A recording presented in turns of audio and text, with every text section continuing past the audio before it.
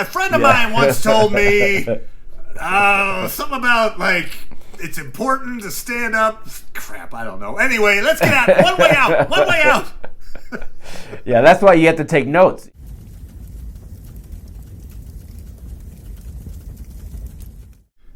Hail, Internet. It's Paul. It's Matt. The Dork Lords. We are here talking about Andor, Season 1, Episode 10. One Way Out. We open with Olaf's body being removed. He was the old man euthanized at the end of Episode 9. Cassian tells Kino that they have to strike the next day when Olaf's replacement arrives. At the moment, the guards are outnumbered, and the prisoners can't take the chance that they'll wise up. Kino's still wavering about leading the riot. We end with Cassian and fellow escapee Melshi, who appears in Rogue One, so we know he survives, arriving at a desolate shoreline and running off into the night. Paul? Yes? What'd you think of Episode 10? Another stellar episode. I did enjoy it, but in a way, part of me wanted, it to be more challenging for them to escape. But okay. But they did outnumber them, and there were. It's not like none of them. It's not like all of them survived. A number of them did get shot on the way out. True, and if while yes, once the thing got going, it was like the guards are all hiding in a room. Yeah. But in those first moments, that was still like, if you were one of those prisoners, that would be a big choice to make. Okay, there's guards on a catwalk with lasers. I'm going to try to throw a wrench at them, and they're going to shoot at me. Like, okay, the odds of at least a few of us getting killed in this next few seconds pretty high. So, it doesn't sound like courage. Though.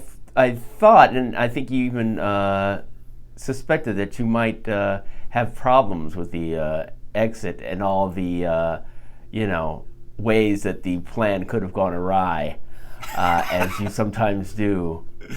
The only problem I've got, it's not a problem, but it's like in the fact that Kino gives up at the end. Like, and does he give up? The showrunners are like, hey, you don't know that he's dead. That's right, you don't. But I appreciated the story, the metaphor of Kino not being able to swim. But I'm like, in real world terms, come on, man.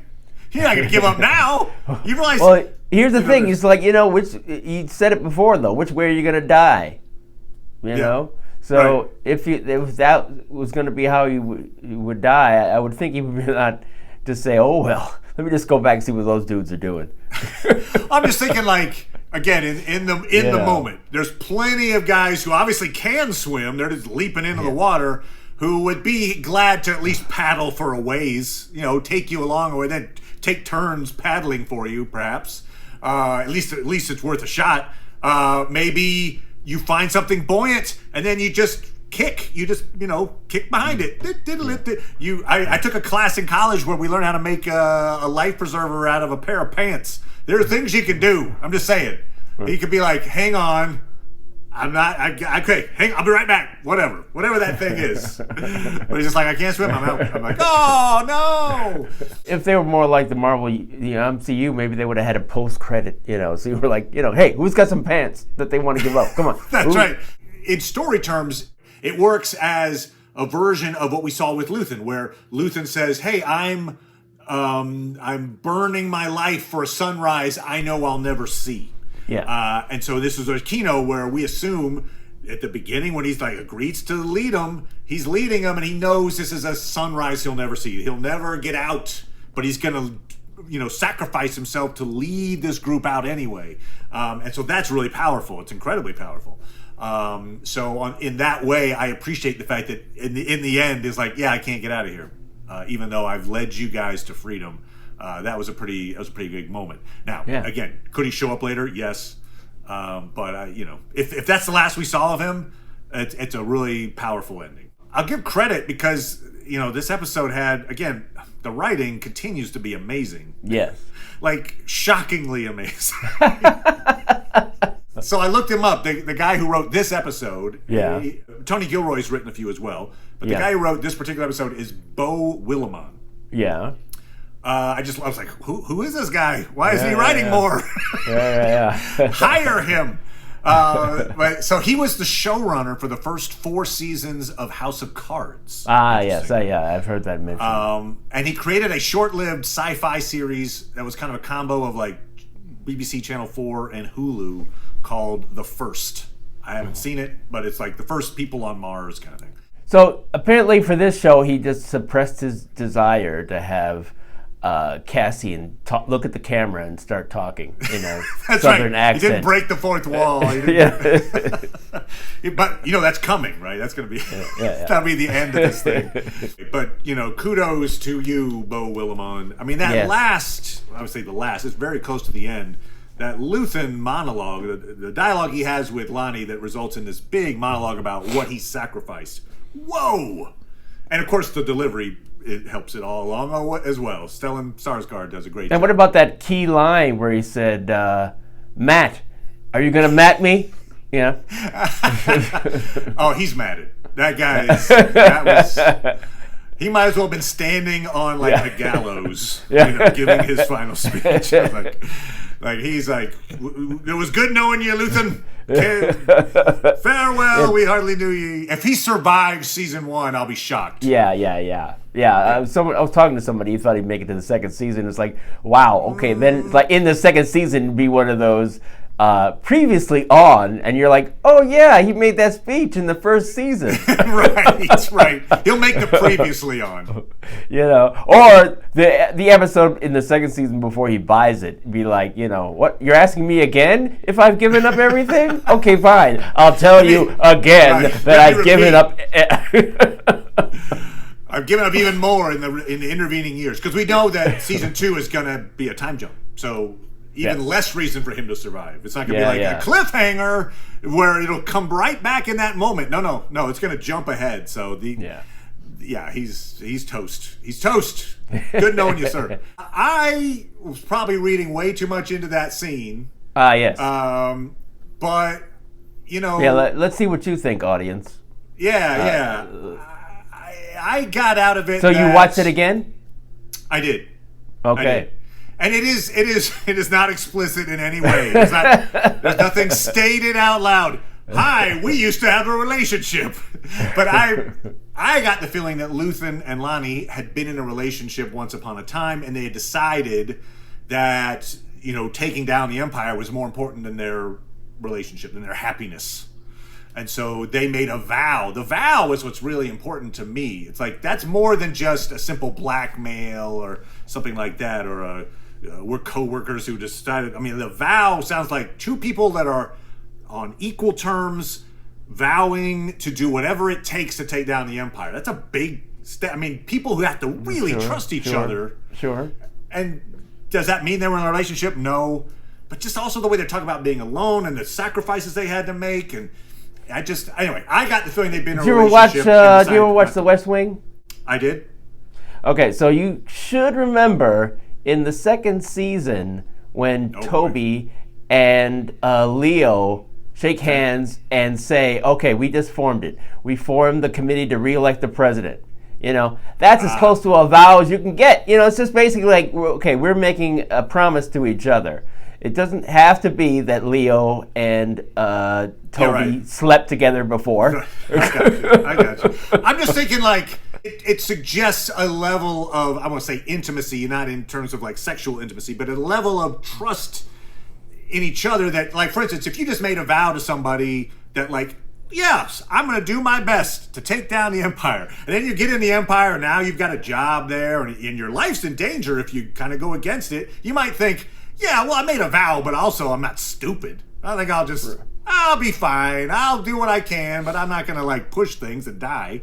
True. This guy's no. But you're assuming that it's just a vow between those two, and it's not like a group of guys meeting and saying we're all going to take a vow. We get a sense of that a little bit with earlier episode with Mon Mothma and her cousin, right, Vel. Yes. But we see their relationship. They have a relationship. We're family, so our bond is connected through family. These guys don't seem to have that kind of a bond, and that's why I'm wondering if there is something more than just, hey, we both agree the Empire's terrible, Anyway, but I don't know. Yes, let us know down in the comments. Yeah. What do you think their backstory is? Are they related in some way? Did they have a relationship? Are they just really committed to the cause? Like, what's the background? And will we know it? We may not ever know it. That's true. Well, the staging of it's really cool too. I do like. So Luthen is on this catwalk, wearing the cape that's kind of billowing occasionally. It's very Darth Vader, Empire Strikes Back. Yes. Like, he's talking about living in a sunless world and a sunrise he'll never see, and he's down here in the dark. And then the fact that he's separated, Lonnie stays in the elevator, and the elevator looks like a cage. Yeah. And so there's a sense of Lonnie is trapped, and he's kind of under the control of Luthen, because Luthen can send him back up. And so it's really the power dynamic is really played out nicely in the setting. I thought it was really well thought out. Yeah, I think it was an excellent scene. Also, too, if Disney does not submit that for best supporting actor in a limited series Emmy, then they're insane. A really memorable scene. You watch it, you're like, I'm seeing something amazing in this moment. Yeah, I mean, I can imagine, when they were doing the read-through of the script, that it was really incredible. But, you had a speech before that. You had Andy Serkis. So he might have all right, this is really going to be good. And then you heard that, you got to be like, oh. Yeah. Oh, man. I see you're trying to bring it now. Yeah, you could have made my speech the speech of the show, but no. 10 minutes later, I get trumped by a guy. Oh, it was great the way it sort of began, because he was hesitant to show that, and he was like, is that all you got? Come on. It's like, you get to the mic then, Cassie. Come on.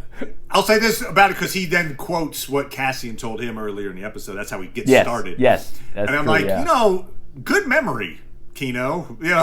I don't know. Sometimes somebody will tell me something, and I might be like, that thing. Whatever. A friend of mine once told me something about it's important to stand up. Crap, I don't know. Anyway, let's get out. One way out. One way out. Yeah, that's why you have to take notes. If you were there, you'd be like, hold on, that was pretty good. Let me just take a note there about that. Again. I'll get it later. When will I need that again? Oh crap! Oh no! I'm on the mic. Oh man, that was very powerful. Andy Serkis, amazing job. Yeah. So we got these MCU guys, Stellan and Andy Serkis bringing it in Star Wars. That's right.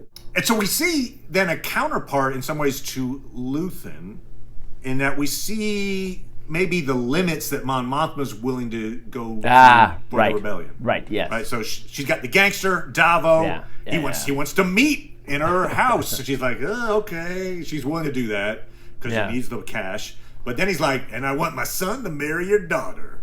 And he doesn't say that's what he wants. He says, well, they don't have to marry right away. He says it's just an introduction. The social pressure of it is not gonna force the hand of everyone involved. Yeah. It's funny that I didn't completely appreciate it. I had to hear an interview with him later that that Mamutha felt trapped when she was a teenager, and that's why when she met him, that it all was social pressure that caused him to and clearly now you can see it's not a happy marriage. Correct. And there's probably no talk about divorce. We've never heard that term in Star Wars. Right. So perhaps culturally, they divorce is frowned on. It might be bad for her politically as well. Who knows? But But she sends Davo away. He's like, oh, I know you're thinking about it or whatever. She said, I'm not even considering it. It's like, oh, that's the first lie you told me. Yes, but she does send him away, and I think maybe the idea is in that amazing monologue from Luthen. Part of it is where he says, I've taken on the tactics of the enemy to beat them, and I know that basically I lost myself. Yes. I am no longer the person that I was originally, and that's why I can't enjoy the fruits of what this brings. We know that she's going to kind of be there for the sunrise that eventually occurs. So I think the idea is that maybe she's going to keep some semblance of herself. There are certain lines she won't cross, and one of them is selling her daughter out.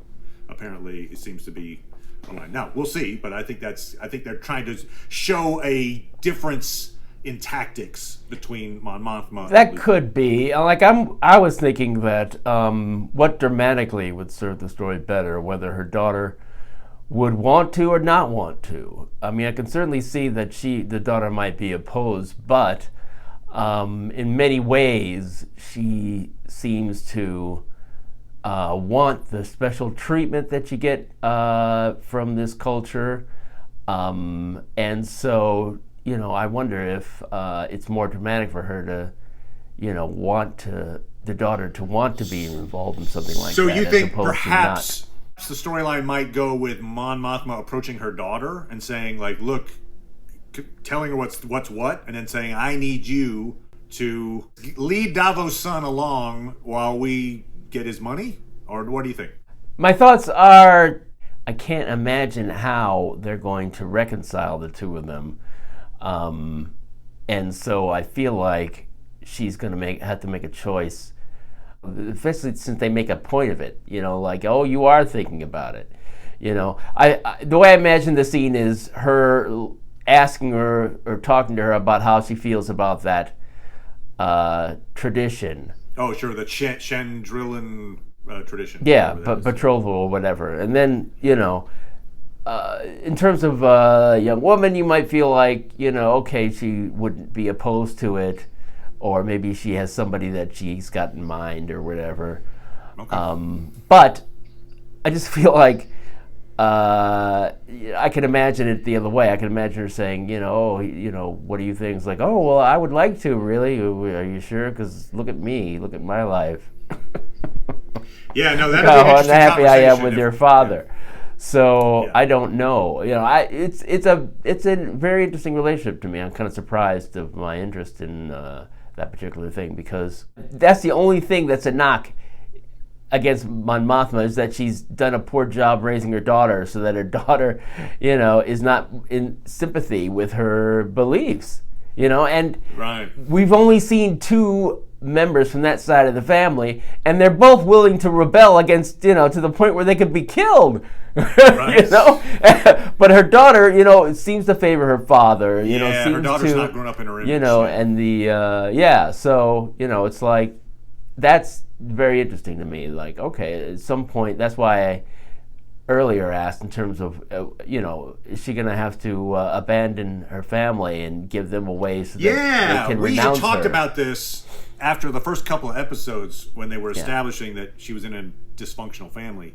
Yeah. We're like, so it seems like they're on a trajectory of, at some point, she's going to have to choose how to, choose her family versus the rebellion. And how does she juggle that? Does she bring them into it, risking the fact that they might be averse to the rebellion or whatever? Or does she sell them out? And so we're at that point, I guess, where she's like, I want something better for my daughter, but I also want to support the rebellion. How do I rectify these competing priorities? Yeah. So one of our intrepid commenters, Jerome, mentioned that... hello, Jerome. That we were talking about how the series or the season was going to be broken into these 3-episode arcs. Yes. And he mentioned that, I guess he had seen a story that said that actually, so what had happened was 1 through 3 is an arc, 4 through 6 is an arc, then 7 was a bit of a standalone, right? Which then gets Cassian arrested, right? And then 8, 9, and 10 are an arc, which we just ended with the prison break, and then apparently 11 and 12 are a 2-story arc. Okay, all right.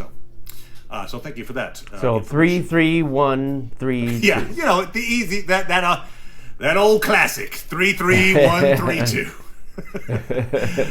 I would say the personality of the guards weren't like we typically see. There weren't any particularly macho guards. Yeah. There weren't. In terms they of didn't make them didn't really distinguish themselves. It was funny that at the end, when he gives it Kino gives an instruction to the guy, and he's like, "That could mean so many things." Yeah. And he shoots somebody, and the guy's like, "I'll do it." Okay, all right. I don't think it's a coincidence that the prisoners are wearing orange and white. Yes. I think it is, reminiscent of the rebel pilot uniforms. Sure. And so I feel like Narkina 5 is this microcosm of life under the Empire. Even for non-prisoners per se, where you work every day for the benefit of the Empire. If you fall behind, you get severely punished. and it never ends. So it's just this lifetime of anonymous toil for the Empire. Maybe it's also a key of, how they were trying to recruit people.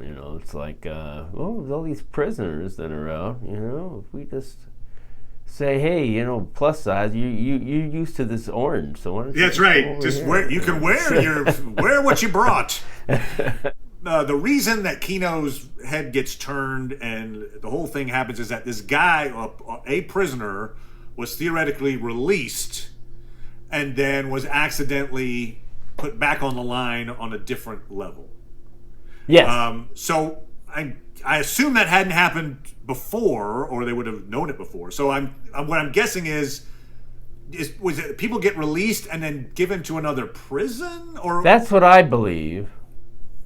The only thing with that is, wouldn't that also happen here, where a lot of people will be like, "Oh yeah, don't believe the sentencing because I was at prison blah, now I'm here and I'm serving another 2,000 days." Like, it's odd that this information never got out.